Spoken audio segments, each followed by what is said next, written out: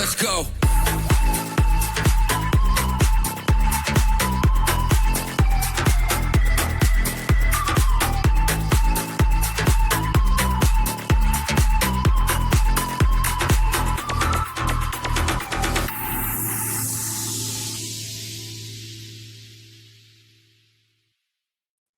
Hello and welcome to the Villa Park podcast. It's me, Rich, and I'm here with the main man, Sam, for your preview of Aston Villa versus Brentford in the Premier League. Make sure you hit that like button, hit that subscribe button. We are marching on to 7,000 subscribers. I think we're about 300 away now. So please do like, subscribe, get us to that 7,000 mark on the road to 10K. And get your comments in, your thoughts on the game, score predictions, starting lineups. We've got loads to go through. Sam, good to see you after last weekend's successful trip up north for you, mate, up to Newcastle. Yeah, it was fun. My first ever trip to St. James's Park. It was kind of a bucket list thing that I've been putting off because we get battered every time. For the last 20 years, every time we play at St. James's Park, we've not fared so well. But I thought this time, you know what? Hell or high water, whether we lose or not, we'll get down there. And after like all the injuries and everything, I wasn't really expecting too much, but it turned out right, didn't it? It absolutely did. And as I said to you when you were leaving, you've got to come out now every year. That's it. Now you've got to come up to the northeast every year until we break that record again. Yeah, do you know what? I'll keep going. It was definitely all me. It was my presence there. Exactly. Turning into Martin now. I think I really liked it, actually. I really liked Newcastle. I didn't see much of it. We just whatever pubs and bars we were in, really. That was all of most of Newcastle. That's the main bit in the centre, to be fair. Pubs and bars. It was nice, man. It was a nice place. The ground, I found the ground a bit strange because obviously St. James's Park is like this super infamous ground. I never really thought too much about it, like about the layout. I just thought it was this huge stadium, and obviously the location right in the middle of the town and stuff like you're never really standing far enough away from it to appreciate it. It's just like in your face. And I think what really surprised me the most was the noise or the lack of noise inside the ground. You've been there many times, so you probably know better than me, but it felt like we were the only ones in there. It was a great atmosphere from the Villa fans, to be honest. And the way that the players played, it really did sort of quieten down the crowd. We are right up in the gods, so there is probably an element of not necessarily being able to hear too much the other end where the Newcastle fans were singing, but I don't think they had much to sing about, to be honest. We absolutely dominated the game in all senses. It was a great performance, brilliant first half, disciplined second half, and we finished the game stronger than them. So I don't think anyone could have any arguments about that performance, mate. It was brilliant. No, my only qualm of the whole day is that those stairs seem to have messed up my knees. my knee hasn't quite recovered yet. I'm still working on it. If anyone's never ever been there before, I didn't know this before I went, but the away fans, they have to go up about 50 flights of stairs to get to where they're sat. And good luck if you're in a wheelchair or on crutches or something, because it's not happening for you. Turn around and go home, because it was a long old slug up there. But to be fair, I probably needed it for the old calories. There you go, mate. There you go. But in that win obviously was coupled with 2 wins in the Europa League, a great win at Fenerbahce, then a brilliant win, as we say, at St. James's Park, then a bit more of a hard-working. We made hard work of that win against Red Bull Salzburg on Thursday, but 3 wins in a row after that defeat to Everton means that we go into this game against Brentford in confident fashion. Yeah, I mean, I was actually out on Thursday, so I was watching the Villa game mostly on my phone for like the first 20-30 minutes, and I literally started really watching it properly when I sat on a train, and when their first goal went in, and I was like, oh, this doesn't look good. We look really quiet, slow. It looks kind of how we expected it, because we weren't playing the first team, and obviously we got to that kind of end the stage. We were already qualified, and it just wasn't that important a game for us. Like if we'd have lost it, I don't think it would have made a massive difference to the season. But when they scored their second one, it was really strange. Their second one went in, obviously just after half time, and And I just got a feeling, I was like, we're going to win this. I don't know what it was. I just had and I think because we were losing, we were just so much more up for it than if it had been like a draw, or, you know, it was like a stalemate, whatever, or even if we'd have gone 1-0 ahead. I don't think you would have seen that kind of like endeavour. But Unai Emery on the side was going absolutely mental, wasn't he? And it's so funny how like he never has a day off. Like, it's not, we already qualified, we're already top 8. You know, just take it, be satisfied. We've got all these injuries, we're playing kids, you know, we've got Bogart playing right back, we had Lindelof playing CDM, you know, we've got Morgan Rogers up top. Like, it wasn't the game. Like, just chalk it down to, you know, injuries and not being super important and move on. And he just didn't. No. He was like, nope, we're winning this game. Hello. And it's a mentality thing. And I really get it. Like, at the end of the game, it did make such a difference. Like, even when we're down, we're never out. And it was just that, I think of the 3, actually, I think that Salzburg win, the performance was probably my favorite, because it was so unnecessary. You could have just rolled over, called it a day, but we just didn't. And it's such a mentality monster type of thing to do. So I loved it. I was so happy about it. Well, that's it. It could really carry a lot in terms, like you said, in terms of the outcome of the competition. It didn't really have huge impacts. Obviously, it's good to finish in that top 2. However, in terms of the way that the game panned out, you win a game like that after 2-0 down, you come back and win 3-2 in the last 20, 25 minutes of the game. A young kid scores a goal. All that sort of factored in makes a huge impact going into this game on Sunday, albeit a different competition. And Villa wanting to get back that, you know, that record at Villa Park. The last time at Villa Park in the Premier League, we obviously didn't put up a great performance against Everton and got beaten. So mentality-wise, it makes a huge difference. And then sort of coming into this game to get back to winning ways at Villa Park in the Premier League as well. Yeah, and just to add on to that as well, like, you know, some of the teams that we've got coming up might have seen our injury issues and gone, oh, you know, they're easy pickings, or have more confidence, because Villa are a team you don't want to play at the moment, but they might see some of the injury struggles and be like, you know, do you know, we could probably get at these, that their heads will be dropped. And then you watch that performance, like the guys at Brentford must have watched that performance and gone, for God's sake. And it's the same, like, I'm a Villa fan, and I should be expecting that from the team. But even I was like, just chill out, man. Like, it's fine. Because when I look at the table, I don't know exactly, but I'm pretty sure we would have finished second anyway, even if we'd have lost. Or, you know, I think we dropped down to 4th. We might have maybe scraped in at 3rd by the end of the game. But it would have, it would have been thereabouts. Like, it wouldn't have made, but we just, it's a mentality thing, and it's what Unai brings. And to see Jim Aloba like score as well, and Caden Young set it up, and just utilize every last little inch of that squad. And obviously Aloba had a brilliant performance, so naturally the first thing we do is we ship him out on loan, which is really good. Yeah, to West Bromwich Albion, who might be getting relegated. We're getting relegated. I'm sure we'll get into that. I think they might be reviewing it. I mean, I don't know how, you know, you want players to get minutes, but I don't know how effective that would be, you know, putting him in a team that's fighting relegation. It's a bit of a difficult one, that really, to weigh up. So yeah, I think we'll see.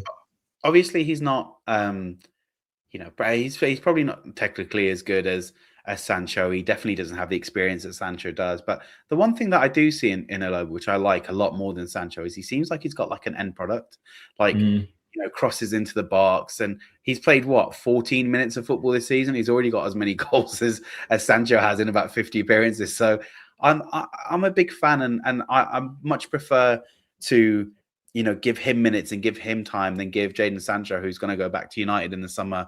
You know, I hope we don't sign him permanently, but, you know, on his wages, what is he on? 350k a week? Like, you know, Jadon Sancho. So for me, it makes more sense to you know, give the experience and the time to Aloba. But at the end, but again, like to play devil's advocate to my own point, we're really in a position to win stuff this year. So you play who you think is going to get you the best results. But Jadon Sancho, for me, just kind of like lacks a bit of end product. So I really liked Aloba.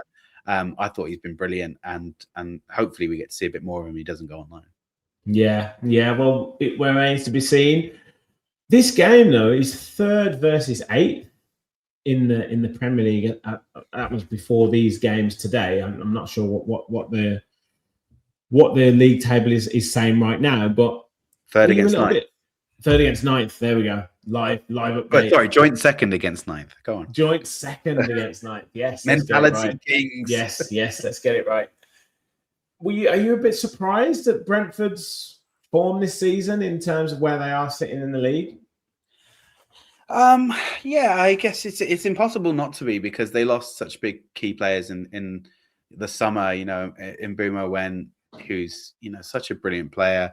Wissa, that combination of Mbeumo and Wissa was obviously not of the likes of like Kane and Son, but it was one of those Premier League duos that you'll talk about for years to come. They were so good together. And it was Christian Norgard as well, who left and went to Arsenal. Like, they've lost some key players, and more importantly than that, they lost Thomas Frank. And now they have Keith Andrews, who was a set piece coach, managing the team, and it's like that could have gone so horribly wrong. But what they did do, which was really impressive, was they recruited so well, and they brought in players who have just made such a difference. And they've got existing players who have been there, who have can sort of stepped up in the way that you need them to. But they've got kind of quality all over the pitch. I really like Brentford. The likes of obviously Thiago has got 16 goals this season, which is absolutely unreal. Sharda's been really good. You got Damsgaard as well, who's a player that I really like. He always causes us problems.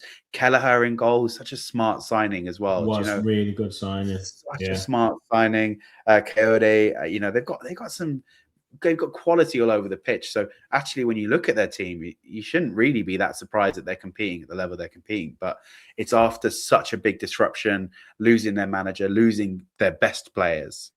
So a fair play to Brentford. You can't argue with them. Yeah, they've had a really good season.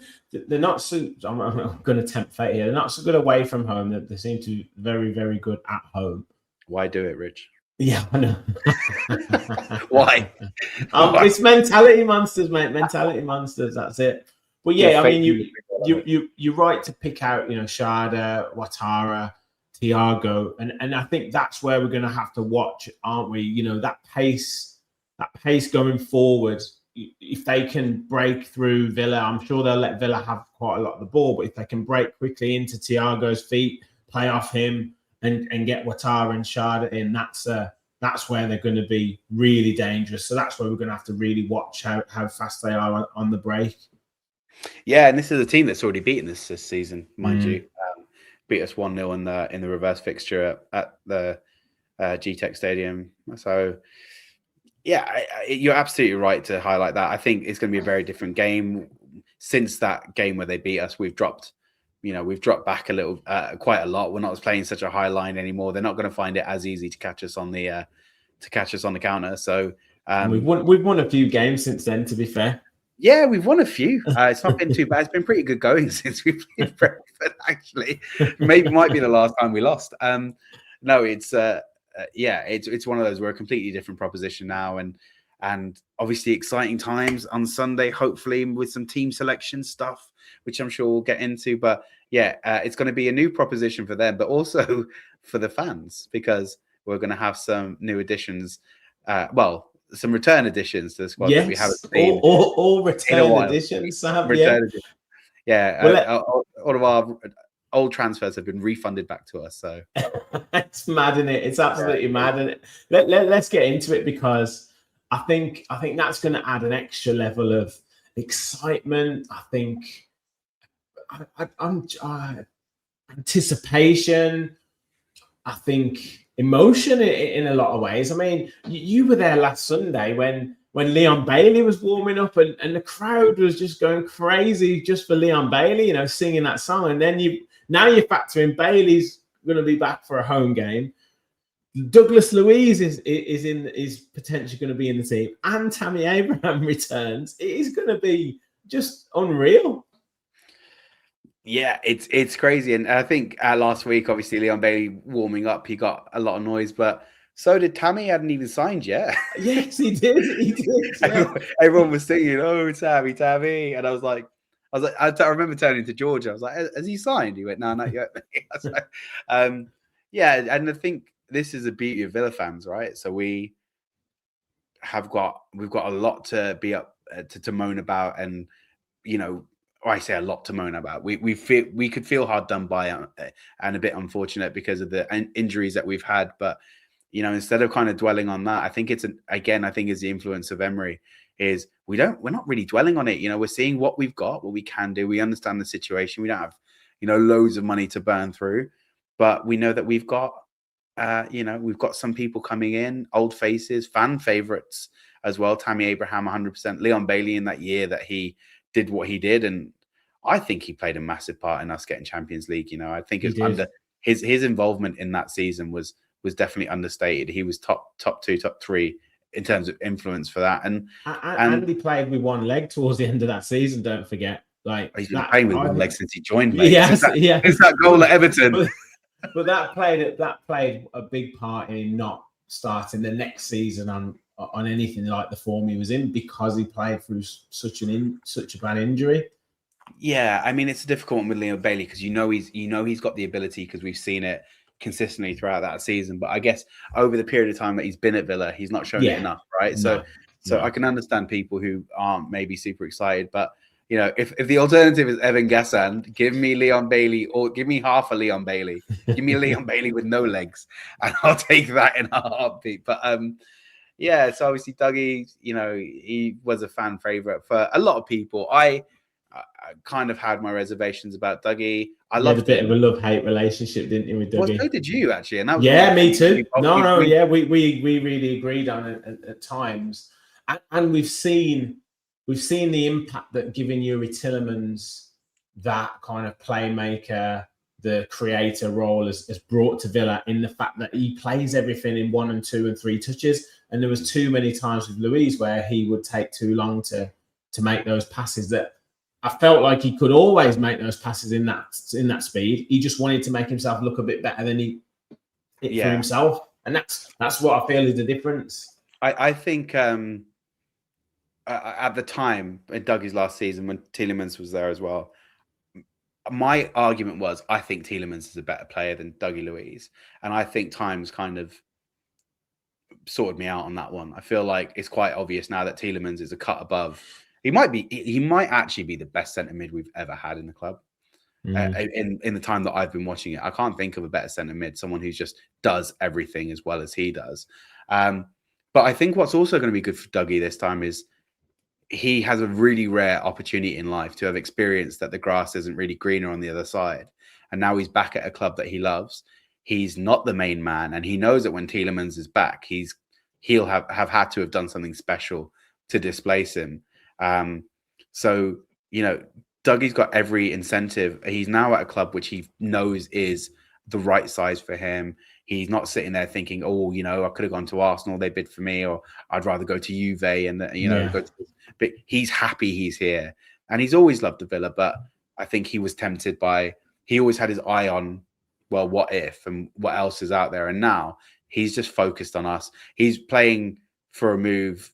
He's playing for a move permanently. Do you know what I mean? If not to Villa, to somewhere else where he can thrive. So I think you'll see the best of Douglas Luiz, and he is a sensational player. Like, he's so good. Yeah, he like his best is on par with Tielemans at his best. Yeah, like the ability to dictate a game, passing range, control the pass, control the pace, the passing range.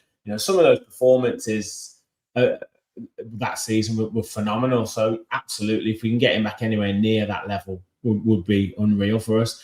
Just on those on the returning players, who starts for you then tomorrow or Sunday's game? Who do they all come in for you, or would you think we'll keep some for the bench? I think Tammy. Well, it's not really a choice. Tammy has to start, but even if Ollie Watkins was fit, Tammy would start for me, unsurprisingly. And again, you can tell me if I'm wrong, if that's a harsh call.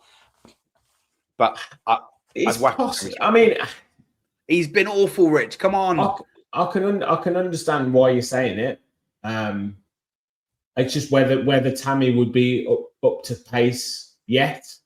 I mean, obviously with Ollie potentially being injured, that kind of takes that worry out of it. But it's just whether he would be up to full speed in terms of Premier League. I don't think that's a problem. He's scored 15, 16 goals already this season. So I'm not worried about him not being match fit. I guess the biggest challenge for Tammy is that he's never played under Emery. Yeah. He's never played in a new Emery system, but you know, I mean, you hated Ollie's performance last week. I thought he was all right. I thought he was good against Newcastle. I think there was a bit of vindication for me as well with that, because I was seeing some stats afterwards, and his stats in the first half and at the start of the second half were like lowest on the field by a country mile. Like he kept losing the ball, Rich. Like I don't know what you want. Like his first touch, he kept getting balls through one-on-one with the keeper, and he just couldn't bury one. I mean, we were excellent. But he was fluffing. He wasn't holding the ball up particularly well. He was staying far too wide for most of the game, hugging the touchline. And once he got the ball on the touchline, which is fine if he's being played into the channels there, once he gives it back, he needs to go into the center, and he's too slow to do it. He gets the ball, collects the ball on the touchline, gives it back to Maatsen or Digne or whoever, Matty Cash on the right, and then he stays there. And it's like, there's already Matty Cash, and now whoever's playing on the right, Leon Bailey, whoever else it is, get in the middle. And actually the ironic thing was the goal that he scored against Newcastle was as a result of him just staying in the middle and doing what a striker's supposed to do. And it's a beautiful header. There you go. He did it. Yeah, he did it. He had 3 shots on target. One goal. Yeah, if you're telling me who the best striker was on that pitch out of the 3, 60 million for Whistler, 70-odd million for Voltemade, and Ollie Watkins, I'm telling you who's the best one.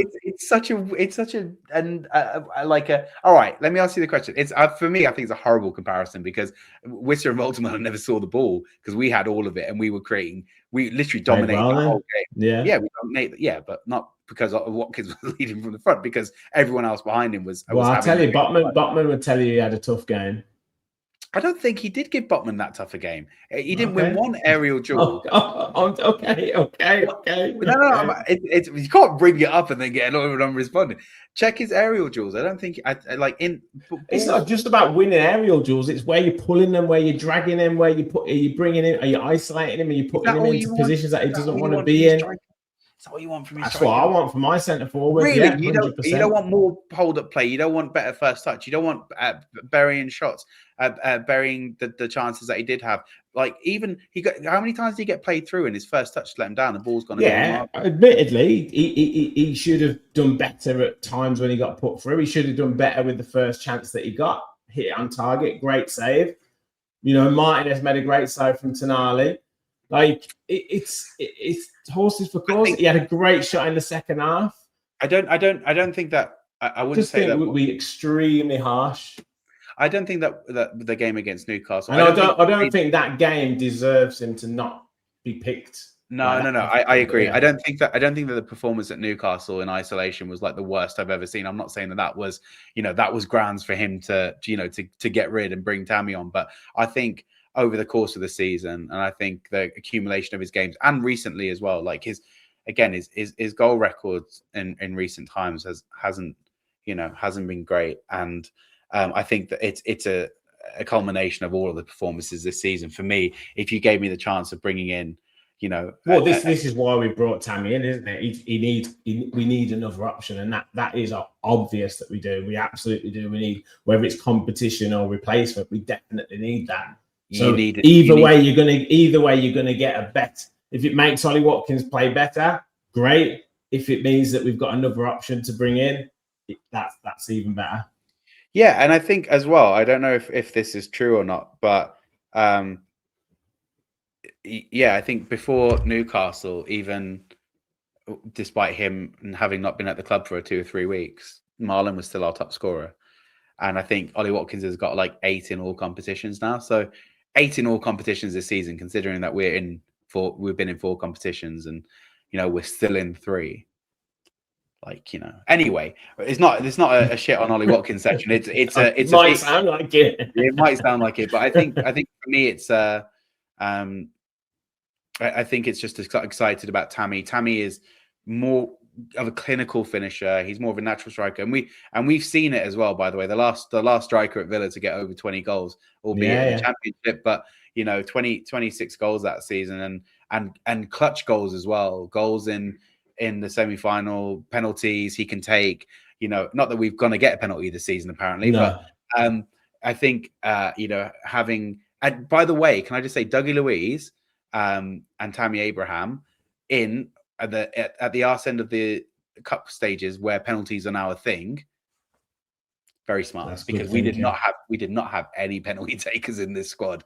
But I'm really excited to see Tammy back. I actually wasn't super keen on it before because I kind of felt like we were just revisiting the past too much, and like these players are not necessarily the players they were when they left us, or didn't have the same potential, same ceilings. And it's been a fair few years since Tammy Abraham was here. Was it 5 years ago? More. Dougie Luiz has been 2 years plus. So for me, I was slightly concerned that maybe they weren't the players that left that are coming back. But I trust Unai and I trust the club to even if they're not as good as they can be, for this to be the best option that we've got. And I do believe that. Do you see Luiz starting and Bailey maybe starting as well? I don't think Bailey starts. I think Luiz kind of has to start, right? Because who else is going to go? Do you go Bogard and Onana in midfield? Cash right back.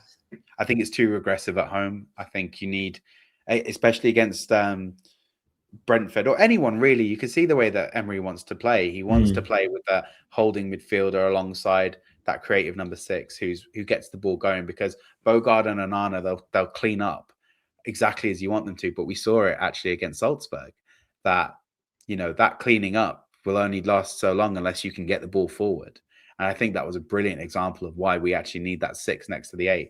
I think a tougher game if we were playing for a draw, 100% maybe start with 2. But I think you'll see every single one of them play, whether they start or not. And if they do start, I guarantee you'll see them come off. None of them are playing 90 minutes. No. But yeah, it's. I think it's going to be really exciting, and it's a tough one. Like, I think for me, the main thing is to keep Thiago quiet, right? So I expect to see that back 4 of Cash, Konsa, Torres, and Maatsen, which for the first time in a really long while, I feel like our back 4 is cemented. Yeah, that's it. That's the number 1 back. I mean, Maatsen was brilliant last week, wasn't he? And he's kind of really got himself in as that first choice left back now.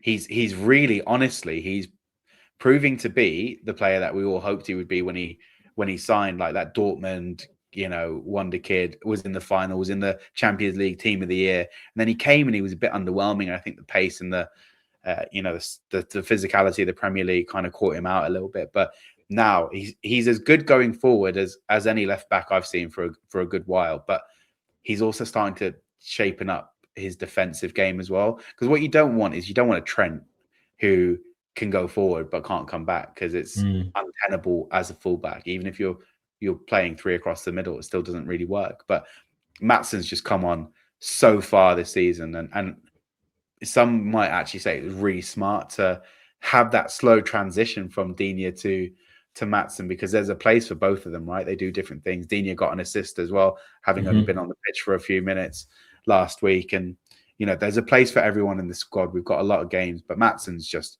honestly been so impressive this season.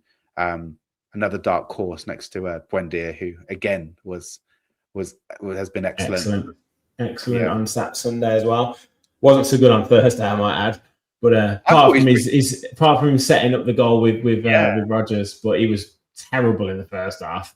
Yeah, I mean, along with other players, I'm not just singling him out. But no, he wasn't good for that first half. But the second half, I think he really made a big difference, and he's becoming a bit of a leader. He wants to receive the ball in different positions now. I quite like it. Yeah. Do you know what else does my head in? Why is it that Ezri Konsa is always the first centre back when they talk about England, or the first defender when they talk about England? That is the one who's not guaranteed a spot or should be taken out the team.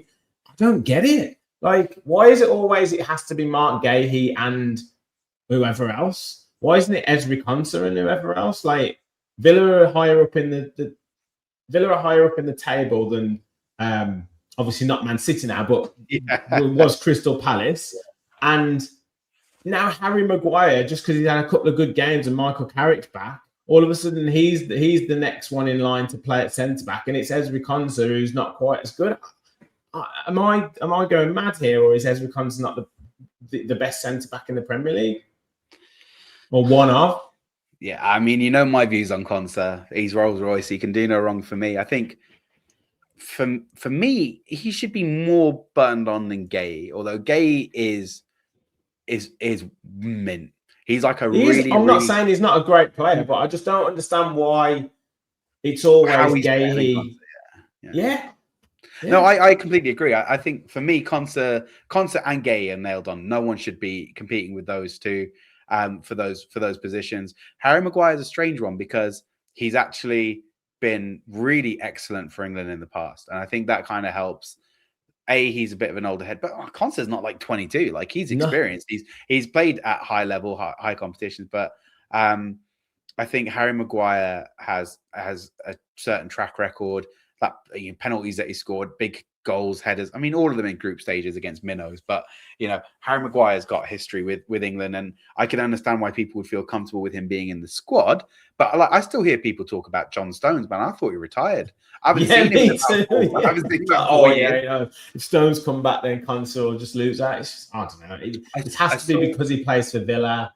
It has to be. To be fair, I don't think so because Mark Gay was one of those that was cemented in, even when he was at Palace, even though people assumed he was going to go on to bigger, and Villa are a much bigger club than Palace. I think it's, I talk to people about Konsa and people are like, yeah, he's okay, but he's not. And I feel like people don't actually know him. I feel like people don't understand what kind of a player Konsa is. And I think it's worked to our benefit because someone would have bought him 3 years ago. Yeah, that's true. But I really feel like people are sleeping on. I mean, I like Stan Collymore, but he was trying to sell into Liverpool the other week. So yeah, no, I saw that. It's absolutely ridiculous. But I saw Jamie Redknapp's. I think it was Jamie Redknapp. His 10 guaranteed players to go to England, and Ezri Konsa was one of them. So was Morgan Rogers. So I haven't seen much of this Harry Maguire talk. But if Ezri Konsa is not starting for England in the summer, I'll be so surprised. Thomas Tuchel loves him, by the way. Yeah, he does. My only fear is don't play him at right back because you don't see the same Konsa. No, you don't get it. No, absolutely not. Yeah. Just reviewing back to, we always go on these little tangents, me and you, Sam. But I love it. I absolutely love it. And everyone who's watching, if you're still watching, you gotta love what me and Sam go off on our tangents. But with regards to tomorrow, before I get or Sunday's game, before I get your score prediction, just in terms of how Villa approach it, as we talked about Brentford maybe allowing us to have the ball, then trying to catch us on the break with their pace. How do you see Unai approaching this game, particularly with new players potentially bedding in or returning players bedding in, and the injuries that we've got as well, which we can't ignore?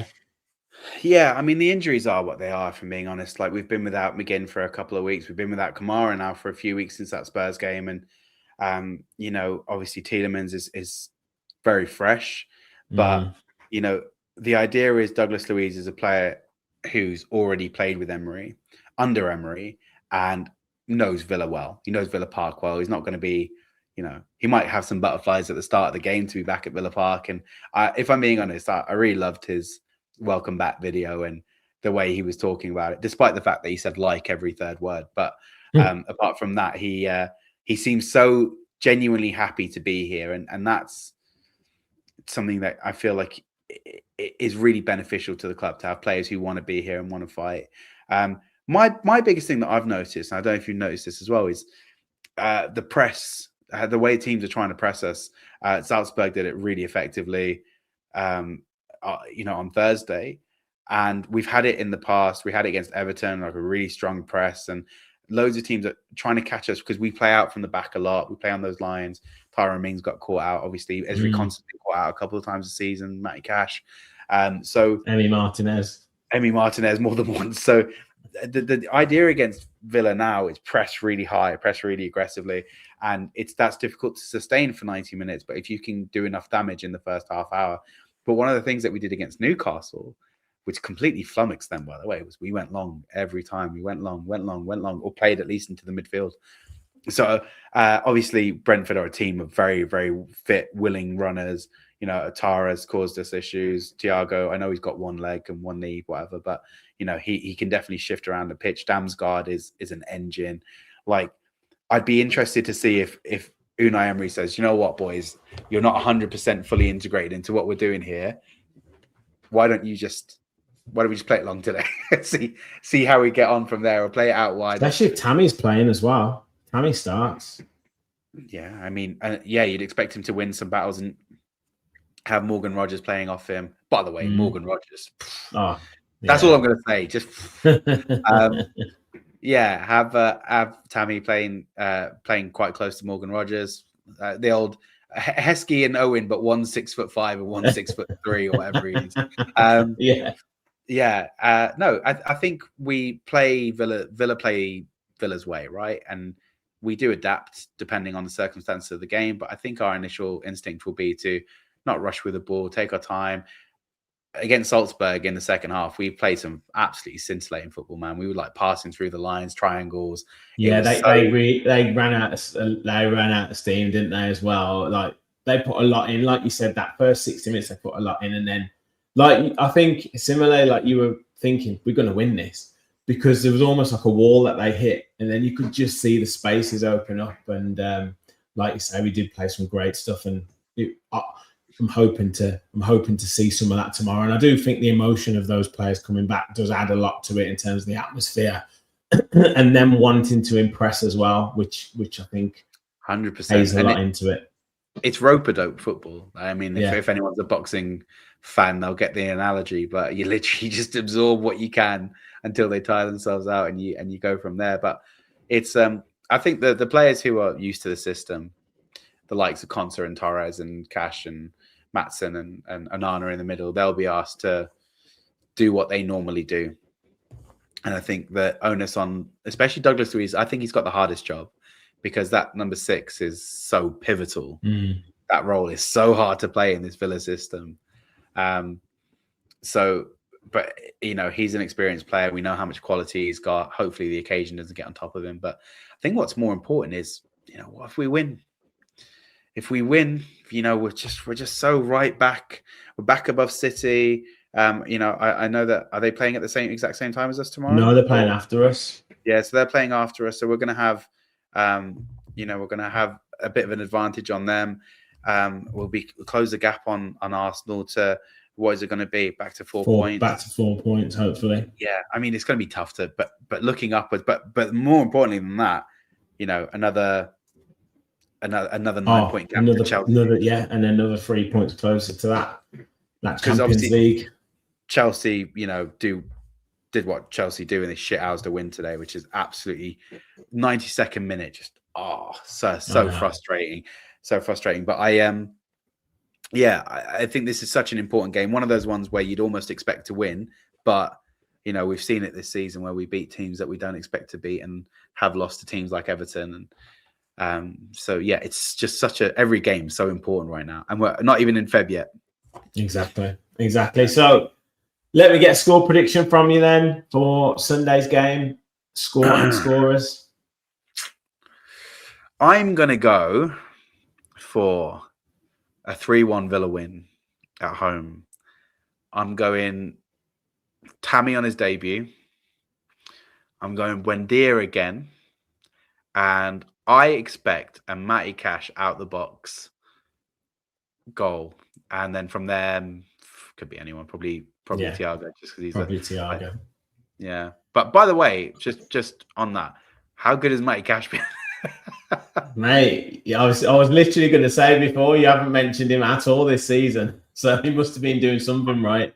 I did. I put it in the chat, didn't I? I put it in our chat, on our WhatsApp chat. I was like, I've done such a U-turn 360. He's been incredible this season. He's been out for me again. One of the top 3 performers of this season. Brilliant! He's been brilliant, and his substitution as well at half time just made such a difference. Obviously, it was position. You know, Hemmings was getting overrun in midfield, a bit overawed at the occasion, Bogard was poor at right back. So just that positional switch of Bogard going back out into the middle and then Cash going to right back, it was like double the advantage, which was massive. But yeah, he's been brilliant. He has been brilliant. Isn't that strange playing a right back? Oh yeah, who'd have thought? I'm gonna actually go 3-0 Villa, and I'm gonna go Dougie on his return. Watkins or Tammy, because Watkins is having his fitness test assessed. So the striker and Leon. Let's go for Leon in the second half. You reckon? Yeah. You're just going for the 3 new players, Leon, Tammy, and Dougie. Yeah, basically. Or if Ollie plays, then Ollie. Yeah. I think that seems based more in hope than in actual. There we go. We'll see. But yeah, fingers crossed. I think any win will take. Even a 1-0 own goal from Brentford will take it right now. Oh, 100%. We just win at all costs at the minute. That's definitely 100%. Win at all costs. Yeah. Right, Sam, it's been brilliant. Thank you for joining. Make sure you hit that like button, people. Hit the subscribe button. Get your comments in. We've covered loads of chat, so get involved in the chat and you let us know your thoughts on the starting lineup and your score predictions. I'll be back with a live watch along on Sunday, so do tune in for that, and also instant reaction after the game. Hopefully a successful one, and then all your shows next week: Fans Forum, Lions Raw match reaction, transfer talk. If we do anything else on deadline day, so make sure you stay tuned to the channel. Thank you for watching, and as always, remember, we'll follow the Villa.